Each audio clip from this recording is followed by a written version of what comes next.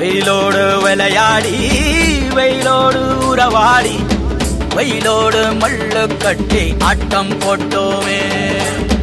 எண்டூரு நெறிவூரு கருவேலங்காட்டோரம் அத்தான சுத்தி சுத்தி வட்டம் போட்டோமே. பசி வந்தா குருவி முட்டை தண்ணிக்கு தேவங்குட்ட பறிப்போமே சோழ தட்ட புழுதிதான் நம்ம சட்ட புழுதிதான் நம்ம சட்ட.